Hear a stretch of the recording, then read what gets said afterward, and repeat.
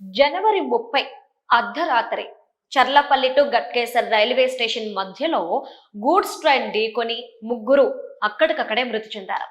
వీరి ముగ్గురు కూడా తల్లి అలానే బిడ్డలుగా పోలీసులు గుర్తించారు.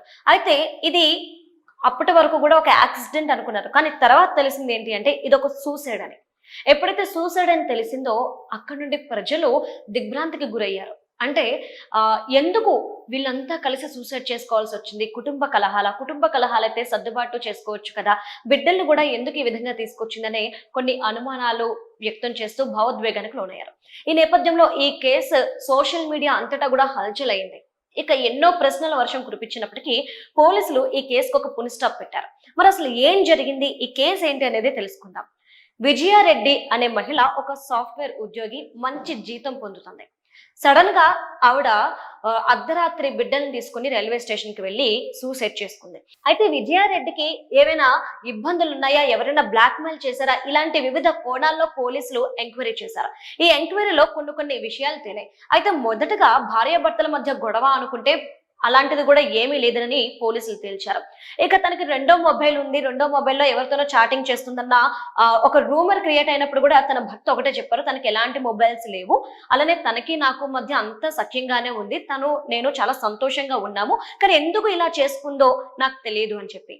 ఓకే, ఫినాన్షియల్ ప్రాబ్లమ్స్ అంటే ఆమెకి ఇంటి నుండి అద్దెలు వస్తున్నాయి, ఈమె మంచి జీతం సంపాదిస్తుంది, అలానే తన భర్త కూడా విదేశాల్లో ఉద్యోగం చేస్తూ ఆర్థికంగా వీళ్ళకి తోడ్పాటుగా ఉన్నాడు. అంటే ఇక్కడ ఫినాన్షియల్ ప్రాబ్లమ్స్ లేవు. అలానే ఈవిడ దగ్గర ఉన్న మొబైల్, ల్యాప్టాప్స్ ఇవన్నీ కూడా సెర్చ్ చేసినప్పుడు ఎక్కడి నుండైనా బ్లాక్ మెయిల్ గానీ ఏమైనా గురైందా అంటే అవి కూడా లేదు. అన్ని నార్మల్ మెసేజెస్, నార్మల్ చాట్స్. అంటే ఇక్కడ కూడా తనకి ఎలాంటి సంబంధాలు లేవని చాలా క్లియర్ గా అర్థమవుతుంది. మరి ఏం మోటివేట్ తో ఆవిడ ఈ సూసైడ్ కి పాల్పడింది అని చూస్తే డిప్రెషన్ కారణంగా పోలీసులు ఈ రోజు ఈ కేసుకి పుని స్టాప్ పెట్టారు.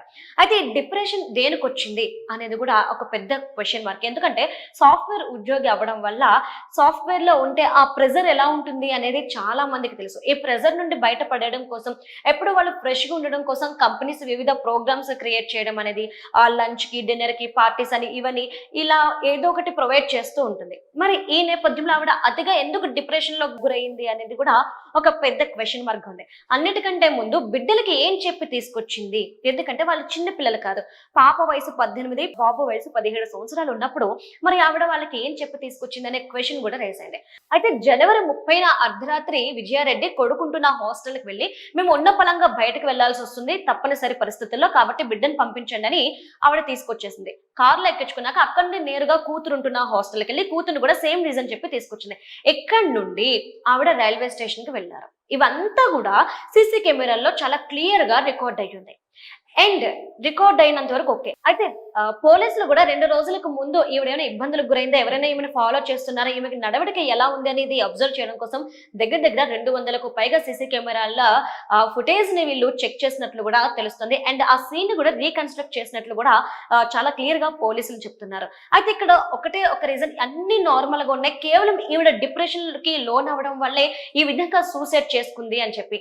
అయితే దీనికి సూసైడ్ అని ఎలా డిసైడ్ చేశారు, డిప్రెషన్ అని ఎలా డిక్లేర్ చేశారు అంటే, ఈవిడ కార్ లో వచ్చింది కదా, ఆ కార్ దూరంగా పార్క్ చేసింది. ఆ కార్ లోని ఈమె ల్యాప్టాప్, పిల్లల మొబైల్స్, అలానే ఈవిడ మొబైల్ ఫోన్స్ కూడా అన్ని ఆ కార్ లోనే పెడుతూ ఒక సూసైడ్ లెటర్ అనేది కూడా పెట్టారు. ఆ సూసైడ్ లెటర్ లో నా చావుకి ఎవరు బాధ్యులు కాదు అని రాసి పెట్టారు. అయితే మరి ఇక్కడ డిప్రెషన్ కి కారణం ఏంటి అంటే, 4-5 నెలల క్రితం ఆవిడ కారు కింద ఒక కుక్క పిల్ల పడి చనిపోయింది. అప్పటి నుండి ఆవిడ పూజలు, పునస్కారాలు అంటూ మొదలు పెట్టింది. ఒక విధంగా చెప్పాలంటే చాలా డివోటీ అయిపోయింది. ఎప్పుడు ఏదో ఒక పూజ చేస్తూ నాకు ఏదో అయిపోతుంది, నేను మహాపాపం చేశాను అంటూ ఉంటుంది.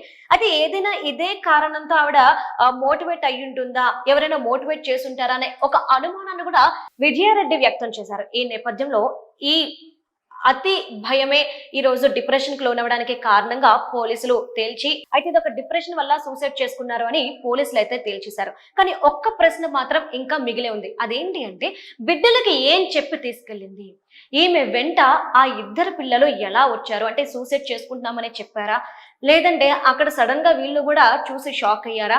ఒకవేళ వెనక నుండి ట్రైన్ వస్తే ఈవిడ పిల్లలకి ఏం చెప్పకుండా ఉంటుంటే పిల్లలు పారిపోయి తప్పించుకునే ప్రయత్నం ఎందుకు చేయలేదు అనే క్వశ్చన్స్ రేజ్ అవుతున్నాయి. వీటికి ఇంకా సమాధానాలు రావాల్సి ఉంది. ఏదేమైనప్పటికీ డిప్రెషన్ కారణంగా ఒక కుటుంబం మొత్తం కూడా సూసైడ్ చేసుకోవడం అనేది అందరినీ కూడా దిగ్భ్రాంతికి లోను చేసిన అంశం.